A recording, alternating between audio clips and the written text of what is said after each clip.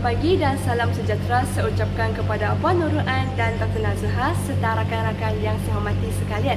Nama saya Angeline Chan Yojan dari PISMP Pendidikan Awal Kanak-Kanak ambilan Ogos 2025-2029. Pada hari ini, saya akan melaksanakan ujian amali tugasan 1 bagi kursus PKK 3424, Pengembangan Fizikal Kanak-Kanak. Pengembangan fizikal kanak-kanak ini sebenarnya dia melibatkan dua komponen yang utama, iaitu kemahiran motor halus dan juga kemahiran motor kasar.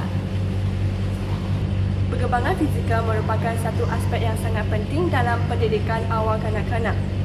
Hal ini demikian kerana pengembangan fizikal ini membolehkan seseorang kanak-kanak dapat mengawal dan juga menyelaraskan pergerakan anggota badan sendiri dengan baik dan juga teratur. Kemahiran motor halus merujuk kepada penggunaan otot-otot yang lebih kecil seperti jari dan juga tangan, manakala kemahiran motor kasar pula melibatkan penggunaan otot-otot yang lebih besar seperti berlari, melompat dan juga merangkak. Oleh itu, motor halus secara ringkasnya dia menggunakan jari, manakala kemahiran motor kasar pula merujuk kepada penggunaan keseluruhan badan. Oleh itu, kedua-dua kemahiran ini merupakan satu elemen yang sangat penting dan perlu dirancang oleh guru-guru sejak kanak-kanak berada di peringkat awal kerana dia akan memberikan kesan yang berjangka panjang dan guru-guru boleh merangsang kemahiran-kemahiran ini melalui aktiviti yang menarik, menyeronokkan dan juga efektif supaya kanak-kanak supaya perkembangan kanak-kanak ini dapat dicapai secara holistik. Aktiviti yang saya rancangkan pada hari ini bertemakan dunia teknologi dengan subtema pekerjaan beruniform. Aktiviti ini terdiri daripada dua bahagian utama, iaitu kita Dr. Lab yang berfokus kepada kemahiran motor halus dan juga Fire Rescue Mission yang berfokus kepada kemahiran motor kasar. Dalam aktiviti-aktiviti ini, kanak-kanak akan diperkenalkan kepada dua profesion yang sering kita jumpa dalam kehidupan kita, iaitu doktor dan juga ahli bomba. Apakah sebab-sebab saya pilih kedua-dua pekerjaan ini adalah disebabkan oleh pekerjaan-pekerjaan ini sebenarnya dia dekat dengan kehidupan kita dan juga mudah difahami oleh kanak-kanak.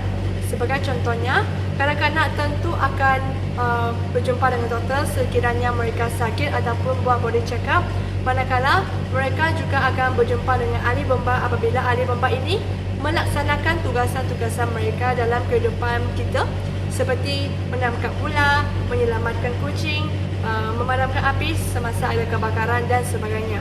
Sekiranya kanak-kanak tidak pernah sampai ke kejadian-kejadian tersebut saya katakan tadi, tetapi mereka juga pernah melibatkan diri dalam aktiviti fire drill yang pernah dilaksanakan di sekolah ataupun di prasekolah. Seterusnya, saya akan mula dengan memperkenalkan aktiviti kemahiran motor halus saya terlebih dahulu. Aktiviti motor halus saya diberi nama Little Dr. Lab. Jadi, sebenarnya dalam aktiviti ini dia mempunyai dua fasa yang utama, iaitu mini surgeon dan juga aktiviti caring for little patient. Jadi nanti kita akan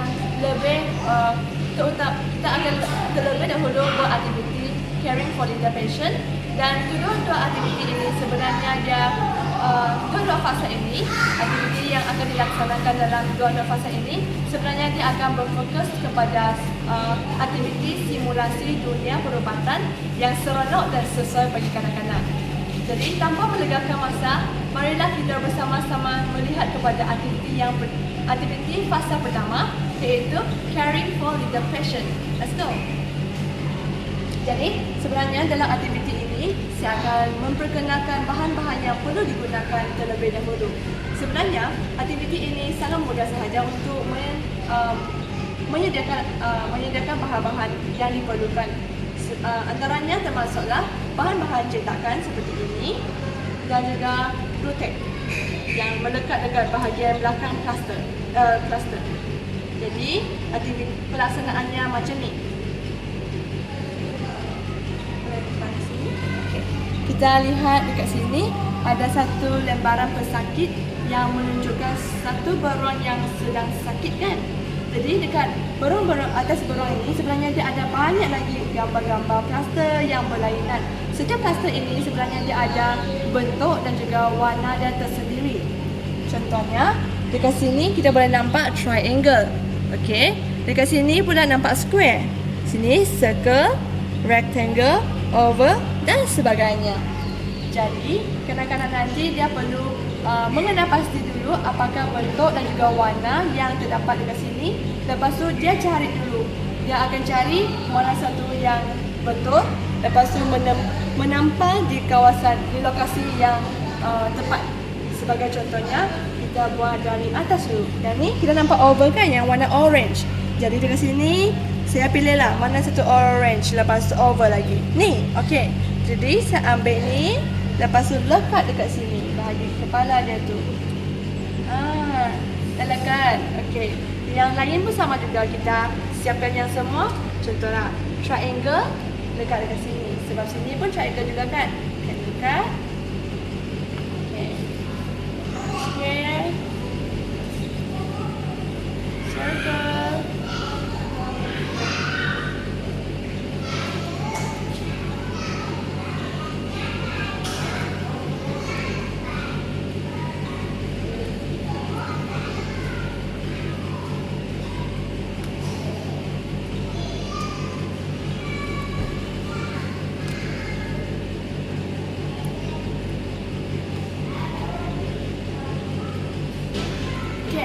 Jadi dah siap semua kan?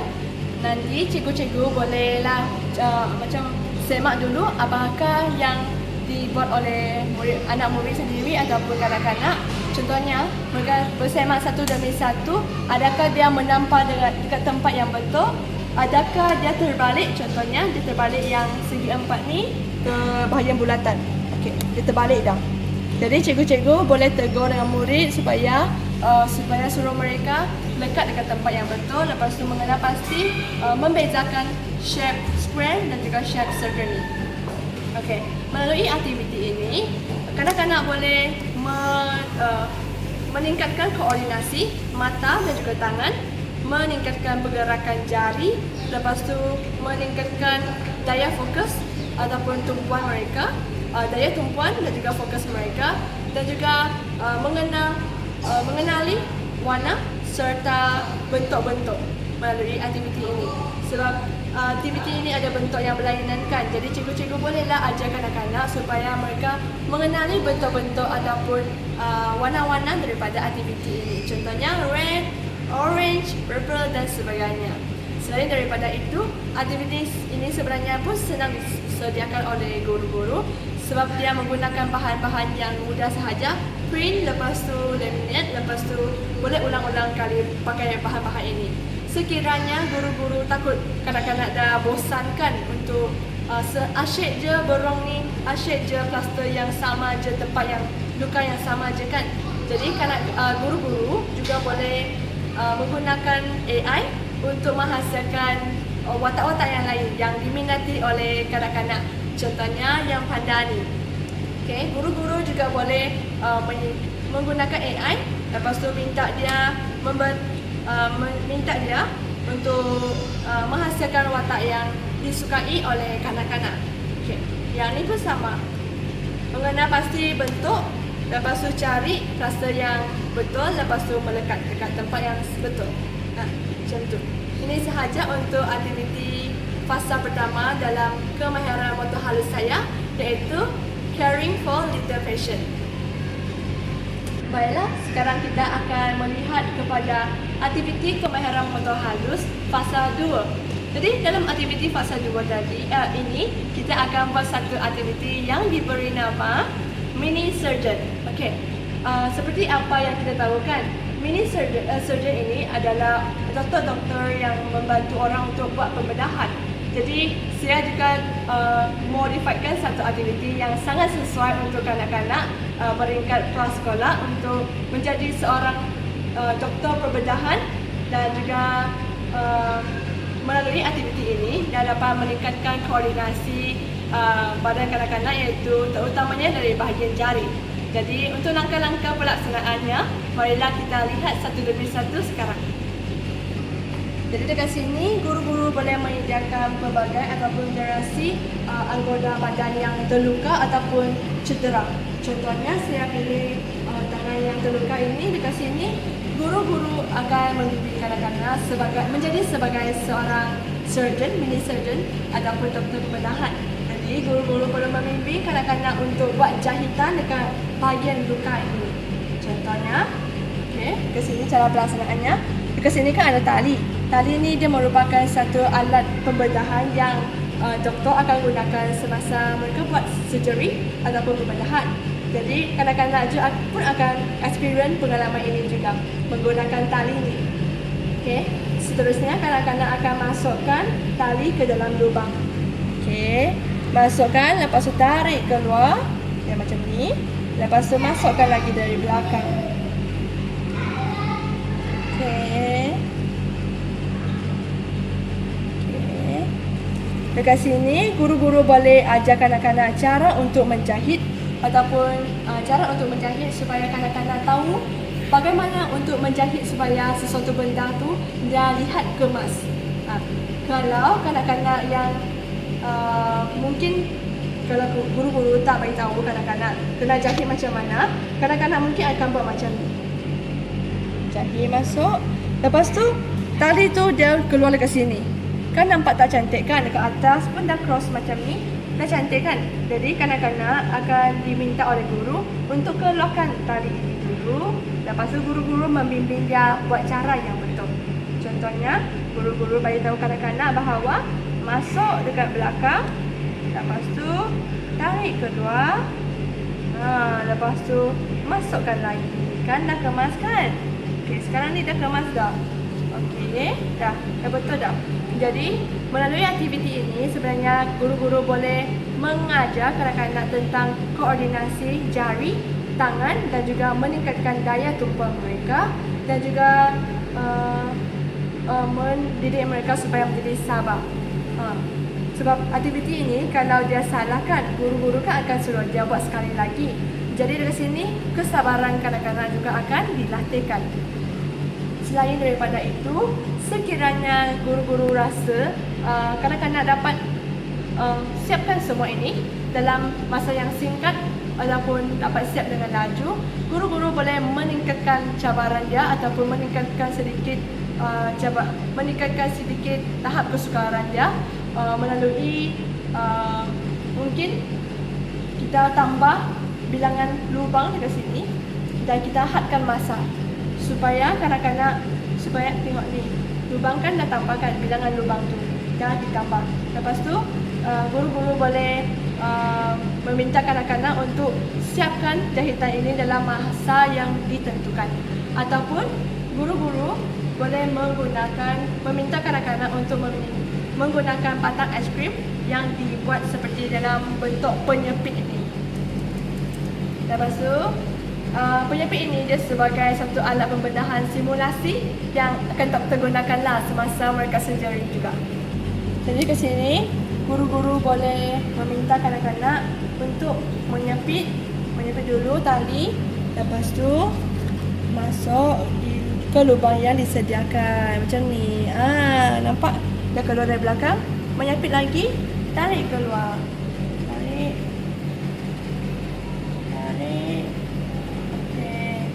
Lepas tu yang lain pun sama juga. Dia masukkan. Lepas tu tarik dari belakang. Dari depan akan nampak macam ni. Kalau macam ni kan tak kemas, guru boleh minta kanak-kanak untuk keluarkan lagi supaya dia asyik-asyik ulang. Lepas tu dia tahu macam mana boleh buat jahitan tu nampak kemas, macam mana boleh menjadi seorang surgeon yang profesional. Jadi melalui aktiviti ini dia juga dapat mempunyai satu gambaran lah apakah tugasan seseorang doktor pembedahan, apakah yang perlu mereka mementingkan, contohnya jahitan yang kemas dalam pembedahan supaya pesakit luka-luka bahagian cedera pesakit tersebut dia nampak kemas dan juga tidak begitu menakutkan lah. Jadi aktiviti ini juga membolehkan kanak-kanak mengenali pekerjaan ini dengan lebih realistik melalui aktiviti permainan kita dan juga bahan-bahan yang kita gunakan dalam aktiviti ini. Jadi tidak lupa saya beritahu dengan semua apakah bahan-bahan yang kita perlukan dalam aktiviti ini ialah bahan cetakan dan juga tali sahaja. Dan sekiranya guru-guru ingin meningkatkan cabarannya, boleh menggunakan batang aiskrim dan juga getah untuk hasilkan satu penyepit ini. Akhirnya, kita akan berfokus kepada aktiviti kemahiran motor kasar. Aktiviti motor kasar saya hari ini akan berfokus kepada profesion ahli bomba. Jadi, dekat sini kita akan buat satu aktiviti ataupun permainan misi aktiviti ataupun permainan yang berbentuk permainan misi menyelamat. Jadi dekat aktiviti ini, kanak-kanak perlu menggunakan otot-otot besar mereka untuk merangkak, lepas tu melangkah dengan lebih cepat dan untuk memadamkan api. Jadi first sekali, aktiviti ini dia memerlukan kerusi, tali dan bahan cetakan yang mempunyai gambar api, cawan kertas dan pistol air. Jadi aktiviti ini akan menjadi buat aktiviti ini sebenarnya dia akan sangat menyeronokkan dan sebenarnya aktiviti ini boleh diubah supaya kanak-kanak boleh buat dalam bentuk kumpulan dan tidak semestinya dalam bentuk individu sahaja. Jadi tanpa menegakkan masa, marilah kita buat aktiviti ini sekarang juga. Let's go. Jadi hari ini saya adalah bersama kawan saya yang bernama Ko, dan Ko hari ini akan menjadi demo sebagai kanak-kanak untuk merangkak, lepas tu melangkah dengan lebih cepat dan memadamkan api menggunakan pistol air yang diberikan. Jadi aktiviti ini sebenarnya dia tak setkan apa-apa masa untuk menjadikan aktiviti ini lebih seronok.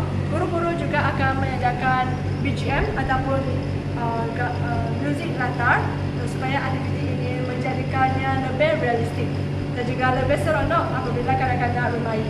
Jadi sini tunggu sekejap kok, saya pergi menyediakan muzik saya terlebih dahulu. Jadi segalanya sudah disediakan. Jadi kok adakah anda sudah bersedia?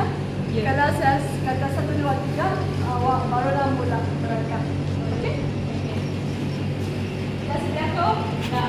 Okey. 1, 2, 3.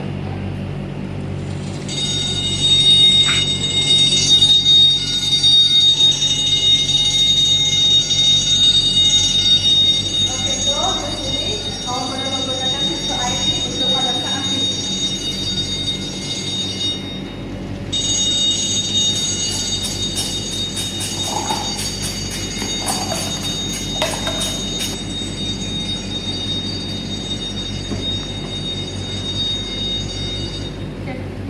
Aktiviti saya. Sekian, terima kasih. Terima kasih Ko, dan saya akan buat sedikit tambahan lagi untuk penjelasan aktiviti ini. Terima kasih Ko.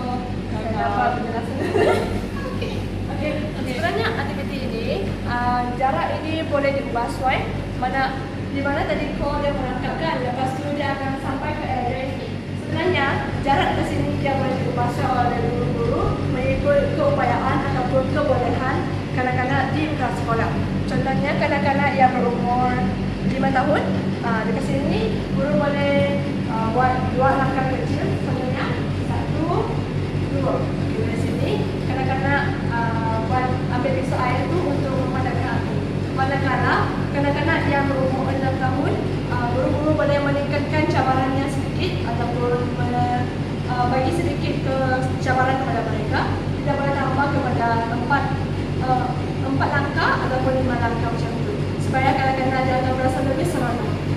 Selain daripada itu, aktiviti ini dia juga menggunakan BGM tadi. Jadi integrasi teknologi juga diintegrasikan ataupun diaplikasikan dalam aktiviti ini. Guru-guru boleh menggunakan alam ataupun apa-apa muzik yang lebih sesuai untuk menggantikan untuk digunakan dalam aktiviti ini. Selain daripada itu, aktiviti ini juga boleh dilaksanakan dalam bentuk kumpulan ataupun pasukan seperti apa yang saya katakan tadi. Kanak-kanak boleh dibahagikan kepada dua kumpulan yang berbeza. Lepas tu buat tugasan yang sama. Lepas tu lihat siapa yang kumpulan mana yang lebih cepat untuk siapkan tugasan dan memadamkan api. Dekat sini kanak-kanak kita melalui aktiviti ini bukan sahaja motor kasar kanak-kanak akan ditingkatkan ataupun diperkasakan, manakala kanak-kanak punya kesedaran terhadap kebakaran juga akan ditingkatkan. Selain daripada itu, kelincahan dan juga kekuatan fizikal secara keseluruhan kanak-kanak juga akan ditingkatkan. Jadi, aktiviti ini sebenarnya dia sangat bermanfaat dan juga berkesan dan sesuai untuk kanak-kanak yang berumur 5 dan juga 6 tahun di prasekolah. Jadi, melalui aktiviti ini, bukan sahaja kanak-kanak akan melatih untuk menguatkan otot mereka, tetapi mereka juga akan tahu peranan seseorang ahli bomba dan juga apakah tugasan yang mereka akan buat dalam kehidupan seharian sebagai seorang ahli bomba. Secara keseluruhannya, aktiviti-aktiviti ini bukan sahaja membangunkan kebolehan perkembangan fizikal seseorang kanak-kanak, tetapi juga menyokong perkembangan kognitif, sosial dan juga emosi seseorang kanak-kanak. Hal ini demikian kerana dari segi kognitif, kanak-kanak akan mengenali dan juga memadankan warna-warna serta bentuk-bentuk yang betul di kawasan yang betul melalui aktiviti yang pertama, iaitu Caring for Little Patient untuk kemahiran motor halus. Selain daripada itu, dari segi sosial, mereka juga akan berinteraksi dengan rakan sebaya apabila melaksanakan aktiviti Fire Rescue Mission, iaitu kemahiran motor halus, motor kasar dalam bentuk kumpulan. Dari segi emosi pula, nilai empati juga akan diterapkan apabila kanak-kanak menjadi seorang mini surgeon dan juga merawat pesakit-pesakit yang cedera ataupun terluka. Aktiviti-aktiviti ini juga mempunyai elemen inovasi melalui penggunaan teknologi, bahan kos rendah dan juga potensi untuk menjadikannya sebagai satu kit pembelajaran yang berkesan dan praktikal untuk kanak-kanak gunakan di prasekolah. Kesimpulannya, aktiviti Little Doctor Lab dan juga Fire Rescue Mission merupakan satu pendekatan yang sangat efektif dan merupakan satu pendekatan pembelajaran yang kreatif, menyeronokkan dan juga berkesan dalam merangsang perkembangan fizikal seseorang kanak-kanak. Aktiviti ini bukan sahaja menyokong perkembangan fizikal, tetapi juga menyokong perkembangan kognitif, sosial dan emosi seperti apa yang saya katakan tadi. Jadi, perancangan aktiviti yang sistematik dan juga inovatif sangat penting bagi semua guru prasekolah untuk memastikan pembelajaran yang bermakna dapat dicapai dalam pendidikan awal kanak-kanak. Itu sahaja daripada saya. Sekian terima kasih.